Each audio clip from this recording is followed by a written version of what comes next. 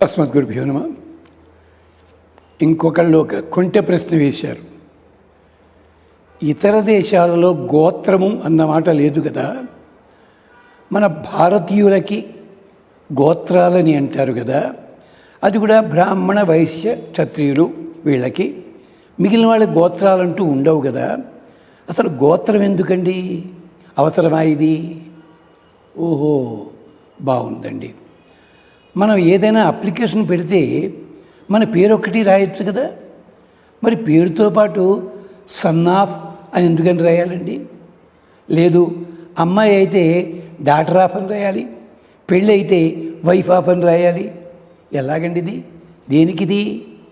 రాజ్యాంగం ఎలాగైతే నియమాలు పెట్టిందో నువ్వు ఎవరో నీ గుర్తు తెలవడం కోసం ప్రాచీన కాలం నుంచే కూడా గోత్రములన్నవి నీ వ్యక్తికున్న లక్షణం ఎలాంటిది, నువ్వు ఎలాంటి వాడివి, ఏ వర్గం వాడివి, ఏ వంశం వాడివి తెలుసుకోవడానికి గోత్రములని వచ్చాయి. మనకి బ్రాహ్మణ క్షత్రియ వైశ్యులలో వీళ్ళందరికీ కూడా ఋషిగోత్రములు ఉంటాయి. మిగిలిన వాళ్ళకి ఋషులు లేకపోయినప్పటికీ గోత్రములు ఉంటాయి. ఎలాగో తెలుసిన ఆ గోత్రం ఎందుకో తర్వాత చెప్తాను. ముందుగా గోత్రములు రావి పళ్ళ గోత్రం అంటారు. ఎక్కడదండి ఇది? అంటే ఏమిటి? ఆ వ్యక్తి, ఆ కుటుంబము, వాళ్ళకున్న తాత ముత్తాతల కాలంలో వాళ్ళు ఎక్కువగా రావి చెట్లు ఆ ప్రాంతాల్లో ఉన్నవాళ్ళు కనుక ఇప్పటికీ పల్లెటూళ్ళల్లో కొన్ని ప్రాంతాల పేర్లతోటి వాళ్ళని పిలుస్తుంటారు. అది రావి పళ్ళ గోత్రం అయ్యింది.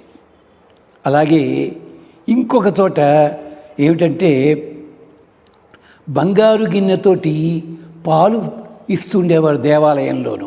అంటే వాళ్ళకి బంగారు గిన్నె ఉంది పాపం, అంటే డబ్బున వాళ్ళు కాదు, ఉంది. దాన్ని కాస్త లోకంలో ఏమని మారిపోయింది? పైడి పాల గోత్రం అయిపోయింది. అది కాస్త అంటే పైడి గిన్నెతో ఇస్తున్నారు అని చెప్పి. అలాగే ఇంకో మహానుభావులు ఉండేవారు, సుపర్ణస గోత్రము, గరుత్మంతుడి గోత్రం. ఇలా వచ్చాయి. అంటే ఆయా జాతులు ఆయా కాలములను బట్టి, ఋషులను బట్టి ఆయా గోత్రాలు వచ్చాయి. ఈ గోత్రం గురించి గొడవే ఉపనిషత్తులో కూడా ఉంది. ఇంతకీ గోత్రం ఎందుకయ్యా అంటే గోత్రం అంటే గో అంటే వంశం అని అర్థం ఉంది. వంశమును కాపాడేది అది గోత్రము. రాముడు అడవికి వెళ్ళినప్పుడు తన గోత్రం చెప్పుకోవాలి. తన గోత్రము కంటే ముందు ఏం చెప్పాడు తెలిసిన? వశిష్ఠ వ్యపదేశిన అని చెప్పేవాడు. నేను వశిష్ఠుల వారి శిష్యుణ్ణి, అంతే. అంటే ఐడెంటిటీ అంటామే, దానికోసం అని చెప్పి. అందుకనే పెద్దలు చెప్తారు, ఆశ్నేయం వృణీతే బంధోరేవ నైత్యజ్యో సంతత్యయి. బాబు, నీ పూర్వీకులు ఎవరున్నారో వాళ్ళ పేర్లు కానీ ఆ గోత్రములు కానీ నీ వదిలిపెట్టకు. ఎందుకని? బంధోరేవ నైత్యజో సంతత్యయి. నీ వాళ్ళు, నీ బంధువులు అన్నవాళ్ళు నీకు దూరము కాకూడదన్నట్టయితే నీ గోత్రము చెప్పి తీరాలి. ఇది అవసరము. ఇంచేత పరస్తాత్ అర్వాచో వృణీతే తస్మాత్ పరస్తాత్ అర్వాంచో మనుష్యాన్ పితర అనుప్రవిత. అందుకనే పితృదేవతల దగ్గర చెప్పుకుంటారు. దీనికి 2 ఉదాహరణలు చెప్తాను. అర్జునుడు తీర్థయాత్ర చేస్తున్నాడు. రాత్రిపూట వెళ్ళాడు కాశీనగరము, అంటే సాయంకాలం వెళ్ళాడు. తిథి మారిపోయింది. అక్కడ కాశీనగర్ నుంచి బయట పడిపోవాలి. తిథి మారకుండానే బయటపడాలి అతిథి గనక.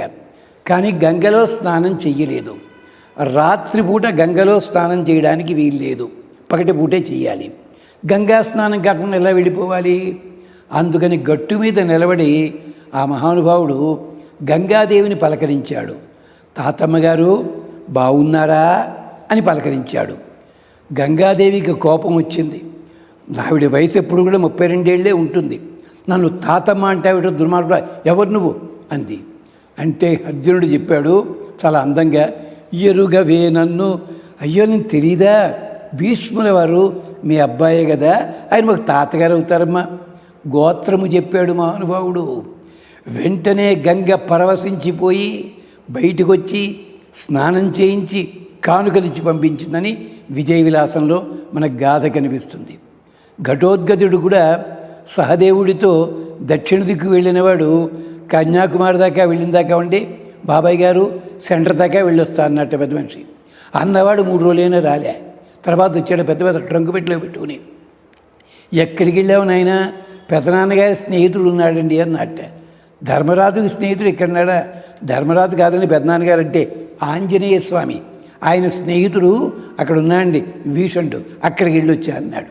అంటే ఘటోద్గతుడు అక్కడికి వెళ్ళాడు పాపం. విభీషణుడు గుర్తుపట్టాడు, నేను ఎక్కడో చూసినట్టు ఉందయ్యా అన్నాడు. లేదు మా పెద్దనాన్నగారు హనుమంతుల వారు బాగా తెలుసండి, ఇంకో నాన్నగారు మా నాన్నగారండి భీముల వారు, పెద్దనాన్నగారు అనేసరికి విభీషణుడు ఆనందపడిపోయి ఆ గోత్రం విని వెంటనే కానుకలిచ్చి పంపించాడు. ఈ 2 అద్భుతమైన గాథలు. అందుకని గోత్రము. ఇలాంటిది ఇతర దేశాల్లో కూడా ఉంది. రాబర్ట్ లిండ్ అని ఒక ఆయన కథ రాశాడు. దాంట్లో ఒక ఆవిడ మొగుడిని వదిలేసినప్పుడల్లా ఆ మొగుడి పేరు తను చివరి చేర్చుకునేట్టే. చివరికి ఆవిడ పేరు ఏదో మేరీ స్టెల్లానో ఏదో ఉంది. ఆ పేరు వెనకాల 27 పేర్లు ఉన్నాయట, మొగుళ్ళ పేర్లు.